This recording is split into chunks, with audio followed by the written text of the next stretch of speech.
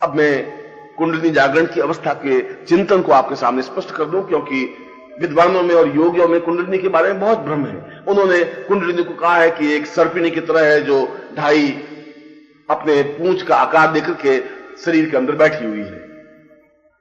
किसी ने कुंडलिनी को रीढ़ की हड्डी के बीच में बैठा हुआ बताया है, किसी ने जहां मूलाधार प्रारंभ होता है वहां उस कुंडलिनी को बताया है, कहीं वहां से उठती है और सिर में जाकर समाप्त हो जाती है। मैं सोचता हूं कि इससे बड़ा भ्रम और इससे बड़ा छल जीवन का कुछ नहीं हो सकता। इसका कारण है कि उनको कुछ ज्ञात नहीं है। सुनी सुनाई बातों पर उन्होंने कुंडलिनी के बारे में चिंतन विचार करना शुरू कर दिया है। यह कुंडलिनी की अवस्था नहीं है। अगर कुंडलिनी ऐसी है तो फिर तो विज्ञान के झटकों के माध्यम से, बिजली के करंट के माध्यम से कुंडलिनी जागृत हो जाएगी।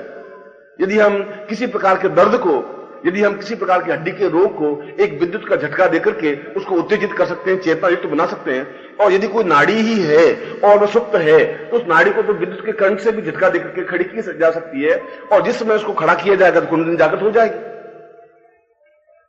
इसके माध्यम से कुंडलिनी जागृत नहीं हो सकती। इसके माध्यम से इड़ा और पिंगला और तीनों नाड़ियों की सुषुम्ना को जागृत और चेतन अवस्था नहीं दी जा सकती। यह संभव नहीं है। यह संभव इसलिए नहीं है कि विज्ञान के माध्यम से ज्ञान की उपलब्धि नहीं हो सकती। विज्ञान के माध्यम से ज्ञान को चेतना दी ही नहीं जा सकती। विज्ञान के माध्यम से ज्ञान को समझा ही नहीं जा सकता। ज्ञान को समझने के लिए मनुष्य को समझना जरूरी है, और मनुष्य को समझने से पहले आनंद को समझना जरूरी है। और आनंद का तात्पर्य है जिसके माध्यम से हमारा हृदय अपने आप में पूर्ण विकसित हो सके, हृदय के पूरा का पूरा कमल दल जागृत हो सके, चैतन्य हो सके, उसमें सुवास उठ सके, उसमें सुगंध भर सके, वह अपने आप में विकसित हो सके, खिल सके। और यदि ऐसी है तो आनंद की उपलब्धि है। और यदि शरीर विज्ञानी या किसी डॉक्टर को कहे कि मेरे हृदय में एक कमल दल है और उसको तुम्हें विकसित करना है, तो कम से कम शरीर विज्ञानी या डॉक्टर उस पूरे शरीर को चीर फाड़ करके देखने पर भी उसको यह हृदय कमल या उसकी 24 पंखुड़ियां या उसमें मन या प्राण या चेतना को ढूंढ नहीं पाएगा। वह हड्डियों को तो ढूंढ पाएगा, वह चेहरा, नाक, कान, आंख, गला, इसको तो ढूंढ पाएगा, मगर मन नाम की तथ्य को नहीं ढूंढ पाएगा, प्राण नाम के तथ्य को वह अभी पहचान नहीं पाएगा, जीवन नाम के तथ्य को वह अभी चीन नहीं पाएगा। उसको पता ही नहीं है जीवन कहां है, मन कहां है, प्राण कहां है, कमल कहां है, विकसन अवस्था कहां है, ब्रह्मांड कहां है, क्योंकि ये उनके परे की चीज है। उन्होंने बाहर सब कुछ ढूंढने का प्रयत्न किया है। जो कुछ बाहर ढूंढा जाता है वो विज्ञान है, जो कुछ अंदर ढूंढने की कोशिश की जाती है वह ज्ञान है। यह मूलभूत अंतर है, और मैं आपको आज अंदर पहुंचाने की कोशिश कर रहा हूं, क्योंकि जब हम अंदर पहुंचेंगे तो हमारे अंदर केवल हृदय ही नहीं है, हमारे अंदर केवल ब्रह्मांड ही नहीं है, हमारे अंदर संपूर्ण देवी देवताओं का निवास भी अंदर ही है। और उनको देखने के लिए इन बाहर के चर्म चक्षुओं को हमें बंद करना पड़ेगा। और जो ही चर्म चक्षु बंद होंगे, अंदर के चक्षु, जिनको अंतर्चक्षु कहते हैं, अपने आप जागृत हो जाएंगे। यह तो एक स्वाभाविक क्रिया है, यह तो एक चेतना की अवस्था है। पानी पिएंगे तो प्यास बुझेगी ही, भोजन करेंगे तो भूख मिटेगी, यह तो स्वाभाविक क्रिया है। और ठीक इसी प्रकार से हम बाहर के द्वार बंद कर देंगे तो अंदर के द्वार स्वतः जागृत होंगे ही। इसलिए और बाहर की चर्म चक्षु जब बंद करते हैं तो अंदर के अंतर्चक्षुओं से पूर्ण बाहर की अवस्था का भान होता है। जो आपके सामने कुंडलिनी का चित्र है, यह नहीं है कि आप चर्म चक्षुओं से देख रहे हैं। यदि आप आंख बंद करके देखें तब भी इसको देख सकते हैं। और हम रात दिन देखते हैं, देखने का अभ्यास करने की जरूरत है। मैं आज भी आंख बंद करके एक क्षण के लिए गंगोत्री में पहुंचना चाहूं, और मैं गंगोत्री गया हुआ हूं, तो मैं आंख बंद करके देखूंगा तो यहां गंगोत्री है, गंगोत्री से ये आगे स्थान है, इसके आगे जाने पर ये गौमुख है, ये गौमुख बहुत विशाल बर्फ का हिमखंड है। मेरे आंखों के सामने सारा दिन घूम रहा है, इस समय मेरी आंखें बंद हैं, मेरे सामने गंगोत्री का पर्वत नहीं है, इस समय मेरे सामने बर्फ की शिला भी नहीं है, मगर मैं उस पर्वत को, उस शिलाओं को, उस गंगोत्री के उस सारे चिंतन को, उस दृश्य को, बिंब को देख पा रहा हूं। आंखें बंद करके भी देखने की क्रिया को ध्यान की अवस्था कहा जाता है। इसलिए ध्यान के लिए जरूरी है कि बाहरी संसार से कटें, इसके लिए जरूरी है कि बाहरी चिंतन से कट जाएं, और इससे भी ज्यादा जरूरी है कि बाहरी धारणाओं से और विचारों से कट जाएं। और बाहरी धारणा और विचारों से कटने से पहले यह जरूरी है कि यह बात का निश्चय हो कि अगर संसार में कोई है तो केवल मैं हूं, मेरे अलावा और किसी का कोई अस्तित्व तो है ही नहीं। वेद से लगाकर आज तक शास्त्रों में केवल एक ही बात कही, अहम ब्रह्मास्मि द्वितीयो नास्ति। मैं और केवल मैं हूं संसार में, दूसरा कुछ है ही नहीं। न देवता है, न देवियां है, न ब्रह्मा है, न विष्णु है, न रुद्र है, न आकाश है, न मूर्धगण है, और अन्य कुछ है ही नहीं। जो कुछ हूं मैं हूं। और अगर मैं अपने आप को समझ लूंगा, मैं अपने आप में अंदर उतर जाऊंगा, तो मैं इस ब्रह्मांड को, पूरे चिंतन को, पूरे परिपार्श्व को देख सकूंगा। और मैं आज आपको उस मैं को, उस अंदर के हृदय को, उस अंदर के हृदय पक्ष को जागृत करने को, उस पूरे ब्रह्मांड को देखने की क्रिया ही समझा रहा हूं। और इस क्रिया को देखने की पद्धति को कुंडलिनी जागरण अवस्था या कुंडलिनी ध्यान प्रक्रिया कहा जाता है। इस कुंडलिनी ध्यान प्रक्रिया के लिए जरूरी नहीं है कि कुंडलिनी जागृत हो, ये जरूरी है ही नहीं। इस बात की भी जरूरत नहीं है कि तुम्हारे शरीर में कुंडलिनी कहां पर है। इस बात की भी आवश्यकता और समझने की जरूरत नहीं है कि इसमें इड़ा, पिंगला, सुषुम्ना नाड़ियां कहां पर एक दूसरे से मिलती हैं और कहां पर किस प्रकार से विकसित होती हैं, कहां से बढ़ती है, कहां पर जाकर समाप्त हो जाती है। इसकी कोई जरूरत नहीं है। इसकी भी इस बात में जरूरत नहीं है, चेतना नहीं है कि अमृत कुंड कहां पर है और वह अमृत कुंड कहां से झरता है जिसे व्यक्ति मृत्यु से अमृत्यु की ओर ले जाता है। वह सब कुछ कहां है, यह समझने की जरूरत नहीं है। यह तो आगे की स्टेज है। इस समय तो हमारी स्टेज, हमारी स्थिति, हमारा चिंतन, हमारा विचार, हमारी धारणा, हमारा ध्यान इस बात में है कि हम अपने अंदर कैसे उतरें, हम अपने प्राणों तक कैसे पहुंचे। क्योंकि तुम जो कुछ हो देहगत अवस्था में हो। तुमने अभी अपने देह को पहचाना है, प्राणों को पहचाना ही नहीं। मैं तुम्हें पूछूं कि तुम अपने प्राणों को स्पर्श कर सकते हो, तुम्हें प्राणों का ज्ञान नहीं है, तुम्हारे अंदर प्राण कहां पर है। और जब प्राणों का ज्ञान नहीं है तो तुम उसको स्पर्श भी नहीं कर सकते, और जो स्पर्श नहीं कर सकते तो आप उसके अंदर प्रवेश भी नहीं कर सकते।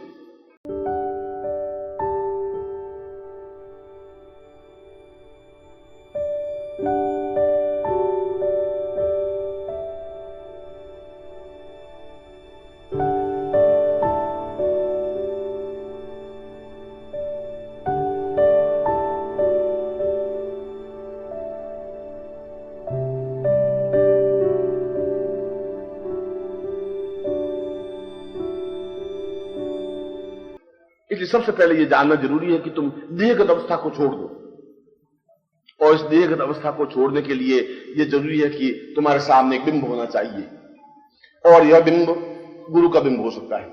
क्योंकि तुम्हारे अंदर जाने की क्रिया केवल गुरु के माध्यम से ही संभव है और किसी के माध्यम से संभव नहीं है। कोई देवी या देवता तुम्हें अंदर प्राण तत्व तक पहुंचा भी नहीं सकता, उनके लिए संभव नहीं है। कोई चेतना, कोई विज्ञान भी तुम्हें वहां नहीं पहुंचा सकता। उसके लिए केवल गुरु का चिंतन और गुरु को अपने साथ ले जाने की क्रिया आवश्यक है। या तो तुम गुरु को अपने साथ ले जा सको या गुरु तुम्हें पकड़ करके अपने साथ ले जा सके। दोनों में एक दूसरे की संयुक्त क्रिया है। और मैं तुम्हारे साथ में हूं, मैं तुम्हारे साथ प्राण में उतरने के लिए तैयार हूं। मैं तुम्हारे साथ प्राण में उतर करके तुम्हारे प्राण तत्व तुम्हारे हाथ में देने के लिए तैयार हूं। और मैं चाहता हूं कि तुम देह तत्व को छोड़ सको। और जिस दिन तुम देह तत्व को छोड़ दोगे उस दिन सब कुछ, यह देह अपने आप में एक मामूली सी घटना बनकर के रह जाएगा। क्योंकि गर्भ में जन्म तो देह लेती है, प्राण तो लेते ही नहीं। क्योंकि जिस समय बालक जन्म लेता है उस समय तो उसमें कोई प्राण होते ही नहीं, कोई श्वास होता ही नहीं। जब जन्म लेता है बालक तो 1 मिनट तक सब मौन साधे हुए खड़े रहते हैं कि ये लड़का सांस लेगा या नहीं लेगा। 1 सेकंड बीतता है, 2 सेकंड बीतते हैं, 5 सेकंड बीतते हैं। सब हटप्रभ से एकदम से घबराए हुए डॉक्टर, नर्स, माँ, भाई, बहन सब चिंतित खड़े रहते हैं कि अभी तक इसने रोया नहीं, अभी उच्छ्वास नहीं दी, अभी इसके सांस आई नहीं। 5 सेकंड बीतते हैं, 10 सेकंड बीतते हैं और एकदम से वो सांस लेता है और एकदम से रोता है। सब खुश हो जाते हैं कि प्राण आ गए। इसका तात्पर्य यह हुआ कि प्राण 5 सेकंड बाद देह अवस्था में आते हैं। मनुष्य के गर्भ से प्राणगत अवस्था नहीं आती, क्योंकि मां केवल देह को जन्म देती है, प्राण को जन्म नहीं देती। यह प्राण गुरुतत्व के माध्यम से प्राप्त हो सकता है, क्योंकि गुरुतत्व अपने आप में इस विज्ञान, इसको ईथर अवस्था में कहा गया है। जिस प्रकार से पूरे ब्रह्मांड में वायु फैली हुई है, उसी प्रकार से अपने आप में गुरुतत्व फैला हुआ ही है। और वह प्राण तत्व उसके माध्यम से उसके शरीर में प्रवेश कर पाता है। और तुम्हारी देह जहां शमशान की ओर जाती है, वहीं पर बीच में रुक करके उस पूरे रास्ते में कहीं पर भी गुरु तुम्हें मिल सकते हैं। ये हो सकता है 5 वर्ष की अवस्था में गुरु मिल जाए, ये हो सकता है 15 वर्ष की अवस्था में मिल जाए, और कभी कभी जीवन की इतनी लंबी यात्रा में 60 साल की अवस्था में भी गुरु किसी मोड़ पर, किसी पगडंडी पर खड़े हुए तुम्हें दिखाई दे जाए। ऐसा भी तुम्हारा दुर्भाग्य हो सकता है कि गुरु पास में खड़े हो, तुम पास में से निकल जाओ। और ऐसा भी हो सकता है कि तुम गुरु को पहचान लो, उनके पांवों को पकड़ लो। ये दोनों ही क्रियाएं हैं। मगर जिस दिन तुम उसको पकड़ लोगे, तुमने अपने प्राणों को पकड़ लिया।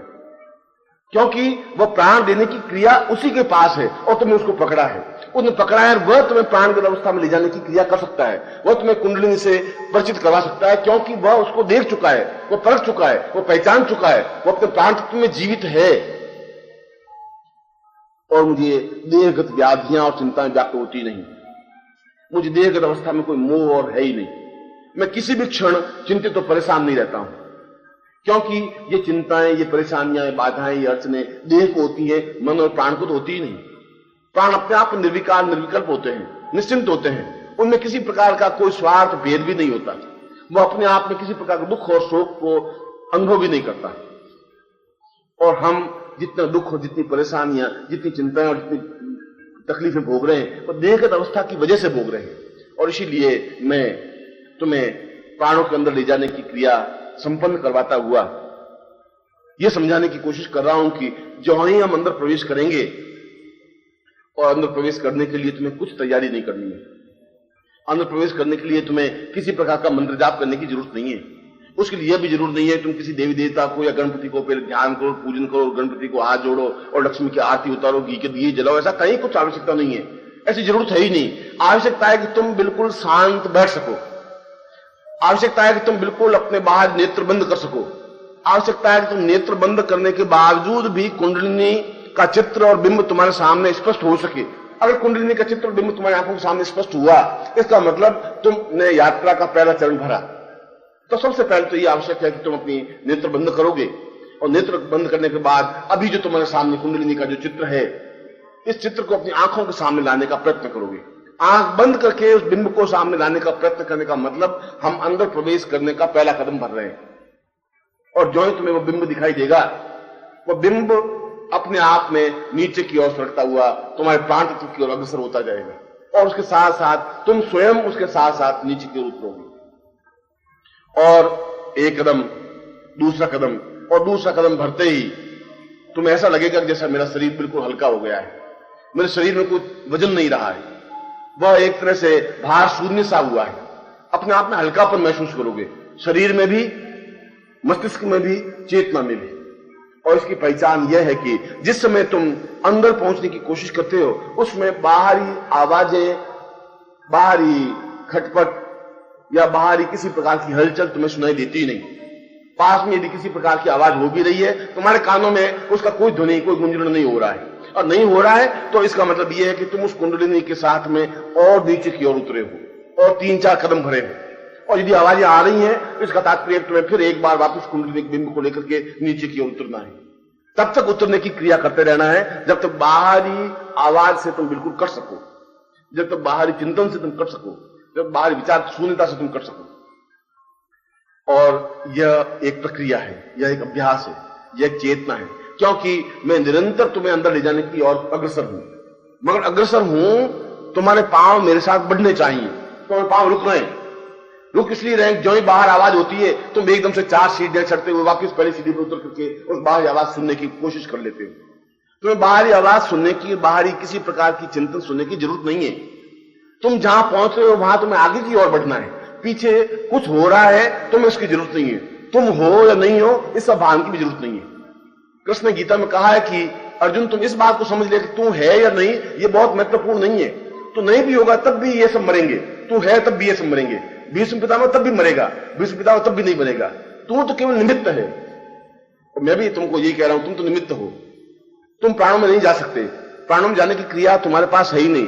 कुंडलिनी को पहचानने की, कुंडलिनी तक पहुंचने की क्रिया तुम्हारे पास नहीं है। मैं स्वयं, तुम नहीं भी जाओगे तब भी मैं तुम्हें ले जा सकूंगा, और तुम जाओगे तब भी मैं तुम्हें ले जा सकूंगा। अंतर इतना ही होगा कि तुम नहीं जाओगे तो मुझे खींच करके तुम्हें ले जाना पड़ेगा, और तुम अगर मेरे साथ कदम से कदम मिला करके चले तो ये रास्ता, ये मंजिल बहुत आसान हो जाएगी। और यह मंजिल, यह रास्ता आसान होने के लिए आवश्यक यह है कि तुम बाहरी सारे चिंतनों से, विचारों से कटो। यह सोचना जरूरी नहीं है तुम कहां हो और कहां से आए हो। यह सोचना जरूरी नहीं है तुम किस पद पर हो, तुम कितने महान हो। यह सोचने की भी जरूरत नहीं तुम्हारे पास कौन पुरुष या कौन स्त्री बैठा हुआ है। तुम यह सोचने की जरूरत नहीं है कि तुम्हारे सामने कोई मंच है या नहीं है, लाइट है या नहीं है, या वीडियो है। तुम्हें कुछ सोचने की जरूरत नहीं है। तुम तो आंख बंद किए बिल्कुल अपने नीचे उतरने की क्रियाएं कर रहे हो। और ऐसा 1 minute, 2 minute, 3 minute, 4 minute, 5 minute और 5 और 6 मिनट में अपने आप प्रक्रिया नीचे उतरता प्रारंभ हो जाएगी। अपने आप ऐसा एहसास होगा कि जैसे तुम नीचे उतर रहे हो। अपने आप ऐसा एहसास होगा कि बाहरी आवाजें बिल्कुल बंद होने लगी हैं, और जब बाहरी आवाजें बंद होने लगेगी तब बिल्कुल एक अमृत का संगीत सा, नाद सा गुंजरण होगा। वो अपने आप में ऐसा कि जैसे सारे विश्व में एक गुंजरण सा हो रहा है। ओम का एक अत्यंत महीन क्षण, ध्वनि, चिंतन, विचार या ध्यान या धारणा, जैसे हम ओम का उच्चारण करते हैं, और ये ओम का उच्चारण को मेरा दिया हुआ नहीं है, ये ओम का उच्चारण वेदों का दिया हुआ भी नहीं है, यह ओम का उच्चारण को ब्रह्मा ने भी नहीं दिया। यह तो जहां कुछ नहीं है वहां यह गुंजरण है ही। और इस गुंजरण को, इस चिंतन को, इस विचार पद्धति को अपने शरीर में जो तुम नीचे 5 7 सीढ़ियां 10 सीढ़ियां उतरोगे, अपने आप एक गुंजरण क्रिया प्रारंभ होगी। और वह गुंजरण क्रिया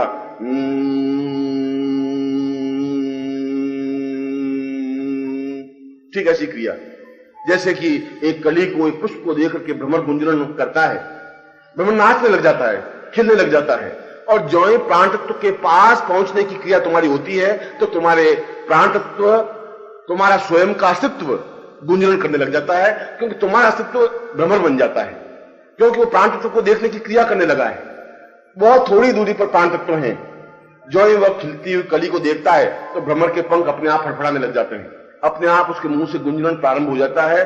वह गुंजरण किसी संगीत में सारे गम पद निशा में नहीं आ सकते, वह हारमोनियम में नहीं आ सकता, ढोलक में नहीं आ सकता, सितार में नहीं आ सकता, वाद्य यंत्रों में नहीं आ सकता। वो गुंजरण अपने आप में बिल्कुल एक अलग है, क्योंकि भ्रमर का गुंजरण है। और भ्रमर का गुंजरण इसलिए है कि वह कली को अपने आप में समाहित करने की क्रिया की ओर अग्रसर है। वो बिल्कुल उसके चारों तरफ मंडराता रहता है, और ठीक समय पर वह उस कली पर बैठ जाता है और उसको पूरी तरह से अपने आप में समाहित कर लेता है, पूरे रस को अपने आप में आस्वादन कर लेता है। और मनुष्य को, स्वयं को भ्रमर की उपमा दी गई है। कृष्ण को भ्रमर ही कहा गया है। बुद्धों ने कहा कि यह भ्रमर गोपियों को बहुत छेड़ता है। कृष्ण को पूर्ण रूप से भ्रमर कहा गया है, और भ्रमर का तात्पर्य है कि हम उस अवस्था तक पहुंच रहे हैं जहां पर हमें प्राण तत्व सामने साफ साफ दिखाई दे रहे हैं, और जहां तुम्हें वह गुंजरण दिखाई दे तो समझ लेना चाहिए कि तुम बाह्य तत्व से, बाह्य समाज से तुम कट गए। ये तुम्हारी बहुत बड़ी उपलब्धि है, ये बहुत बड़ा चिंतन है, ये बहुत बड़ा एक विचार सरणी है। तुम वहां तक पहुंचे हो, और वहां तक पहुंचने पर भी मैं तुम्हारे साथ में हूं, मैं तुमसे अलग हटा हुआ नहीं हूं। तुम जो मुड़ करके देखोगे, और यहां मुड़ करके देखने के लिए तुम्हें गर्दन घुमाने की जरूरत नहीं है, या मुड़कर देखने के लिए आंखें घुमाने की भी जरूरत नहीं है, या मुड़कर देखने के लिए आंखें खोलने की भी जरूरत नहीं है। वह तो अपने आप में तुम्हें, मैं बिल्कुल पास में खड़ा हुआ तुम्हारा हाथ पकड़े हुए आगे बढ़ने की क्रिया की और अग्रसर हुई, क्योंकि गुंजरण ही मेरा है। यह गुंजन अपने आप में कोई दूसरा गुंजन है ही नहीं, क्योंकि प्राण तत्व तो मैंने तुम्हें दिए हैं। तुम्हारे जन्म से 2-3 सेकंड बाद, 5 सेकंड बाद मैंने प्राण तत्व दिए हैं। मैं उस प्राण तत्व तक तुम्हें ले जाने की क्रिया बता रहा हूं, और इसलिए तुम्हारा हाथ मेरे पकड़ा हुआ है, इसलिए तुम मेरे साथ गतिशील हो, इसलिए तुम्हारे पांव मेरे साथ चल रहे हैं, और इसीलिए तुम उस देव संगीत को सुनने का एक अभ्यास कर रहे हो। उस देव संगीत को तुमने जिंदगी में पहली बार सुना है, पहली बार उस गुंजन को अनुभव किया है, और जो कुछ तुमने अनुभव किया है वो अपने आप में अद्वितीय है। विज्ञान उस गुंजन को नहीं दे सकता, संगीत उस गुंजन को नहीं दे सकता, ऊंचे से ऊंचे वाद्य यंत्र भी उस गुंजन को नहीं दे सकते।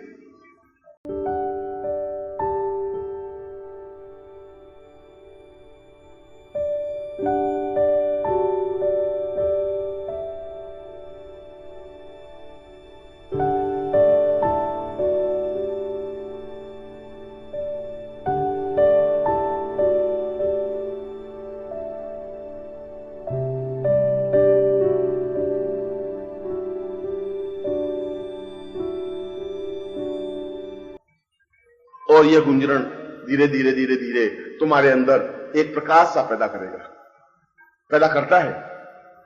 तुम अपने आप में एक नवीन सृष्टि का एक चिंतन, एक पद्धति, एक दुनिया देखने की कोशिश करते हो। तुम देखते हो सब कुछ नया नया सा है। तुम देख लो कि तुम्हारे सामने ये सूर्य घूम रहा है, ये चंद्र घूम रहे हैं, मंगल घूम रहा है, बुध घूम रहा है, ये सारे ग्रह घूम रहे हैं, सारा ब्रह्मांड घूम रहा है, ये पृथ्वी घूम रही है, और इस पृथ्वी पर जितने देश, देशांतर है, चाहे अमेरिका है, इंग्लैंड है, ये सब गतिशील है। तुम्हारे अंदर ये सब कुछ तुम देख करके अपने आप में तटस्थ खड़े हुए तुम अनुभव करोगे कि ये बिल्कुल नवीन दृष्टि है, नवीन सृष्टि है, नवीन चिंतन है। तुम एक परिप्रेक्ष्य हो, तुम दृष्टा हो, बिल्कुल तुम उसमें इन्वॉल्व नहीं हो, उसमें जुड़े हुए नहीं हो, कि जुड़ने की क्रिया देह की होती है, प्राण जुड़ते नहीं है। प्राण अपने आप में दृष्टा बन जाता है, देखने की क्रिया बन जाता है, अच्छा या बुरा, शुभ या अशुभ, और ये अपने आप में तटस्थ बनने की क्रिया प्राणगत अवस्था की क्रिया है, क्योंकि अब तुम प्राणगत अवस्था के तरफ जाने की ओर निरंतर अग्रसर हो। अब तुमने प्रकाश को देखने का अनुभव किया है, और प्रकाश अपने आप में सबसे पहले बिल्कुल नीला नीला सा प्रकाश तुम्हें अनुभव होगा, और इस नीला प्रकाश कुछ क्षणों तक रहने के बाद में तुम देखोगे कि नीला प्रकाश झंड रहा है, बिल्कुल दूधिया प्रकाश सा चारों तरफ बिखर रहा है। और ये दूधिया प्रकाश जब चारों तरफ बिखरेगा तब तुम्हें जो कुछ दिखाई देगा वह सामने संपूर्ण ब्रह्मांड और उस ब्रह्मांड के बीच में मैं खड़ा हुआ, और तुम्हारे सामने प्राण मंद मंद मुस्कुराते हुए दिखाई देंगे। और यही प्राणगत अवस्था को पकड़ने की क्रिया है, और यही कुंडलिनी ज्ञान साधना की प्रक्रिया है, यही जीवन की पूर्णता की क्रिया है। मैं आशीर्वाद देता हूं कि तुम्हें इस ध्यान प्रक्रिया के माध्यम से तुम्हारी कुंडलिनी जागृत हो सके। मैं ऐसा ही तुम्हें आशीर्वाद दे रहा हूं।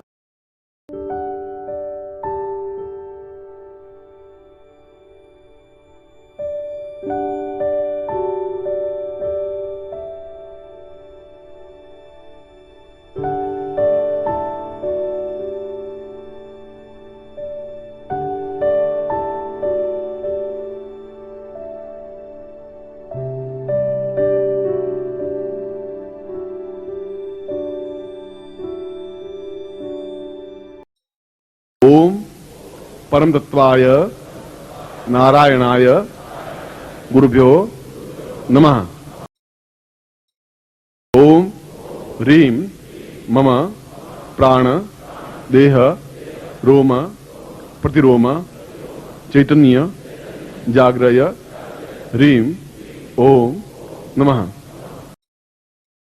ओम भूर्भुवः स्वः तत्सवितुर्वरेण्यं